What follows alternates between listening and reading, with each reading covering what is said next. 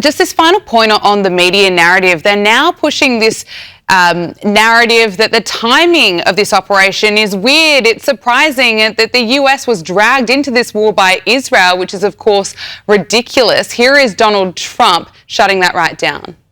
Mr. President, did Israel force your hand to launch these strikes against Iran? Did Netanyahu pull the United States into this war? No, I might have forced their hand. You see, we were having negotiations with these lunatics, and it was my opinion that they were going to attack first. They were going to attack. If we didn't do it, they were going to attack first. I felt strongly about that. And we have great negotiators, great people that do this very successfully and have done it all their lives very successful. And based on the way the negotiation was going, I think they were going to attack first. And I didn't want that to happen. So if anything, I might have forced Israel's hand. But Israel was ready, and we were ready, and we've had a very, very powerful impact.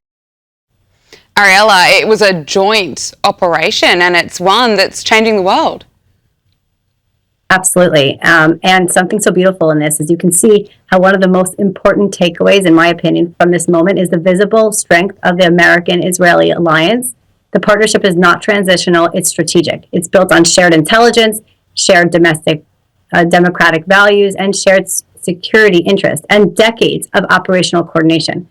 When adversaries see that the alignment is in action, it changes their calculus. And when allies see it reinforces stability in completion. The global message here is not just about Iran, it's about the reliability of alliances. It's about whether democratic nations stand together when confronted with long-term threats.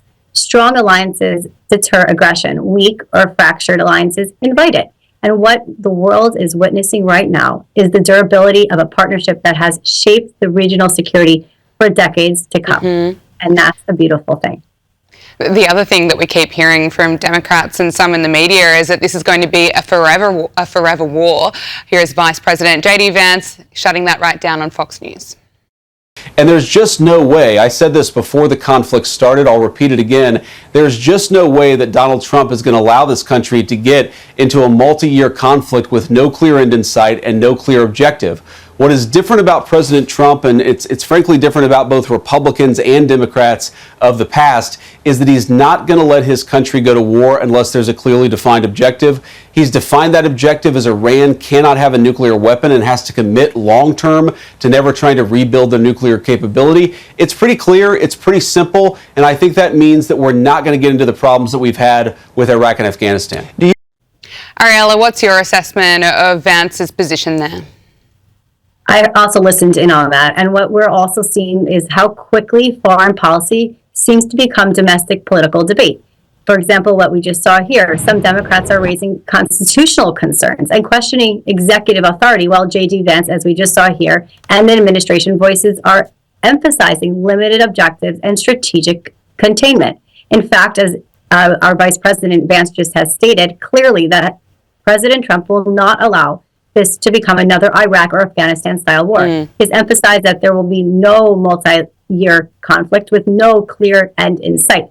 The objective, as defined by the administration, is straightforward, and Iran cannot have nuclear weapons, period. They also must not be able to commit long-term never to rebuild that capability.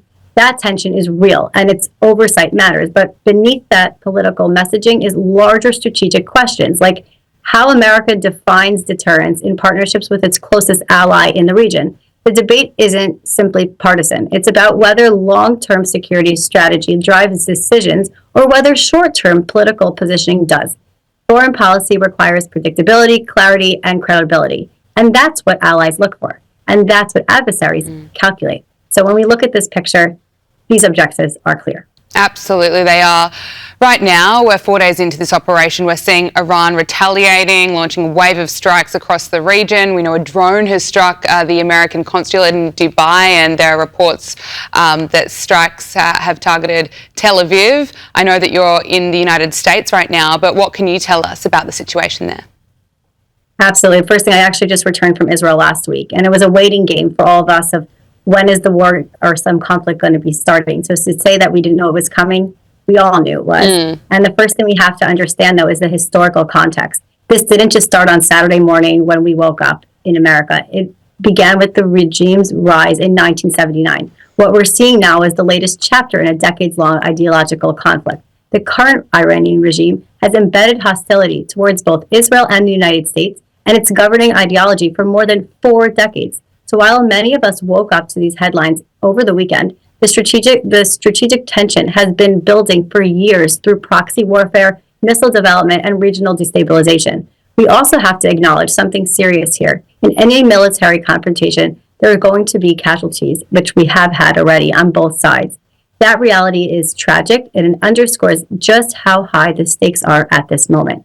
And at the same time, what we're seeing is the strength of the U.S.-Israel alliance in action, not symbolic alignment, but operational coordination rooted in shared security, interests, and deterrence. Arielle Novak, broadcast journalist, thank you so much for your time. We really appreciate it. My pleasure. Thanks for having me.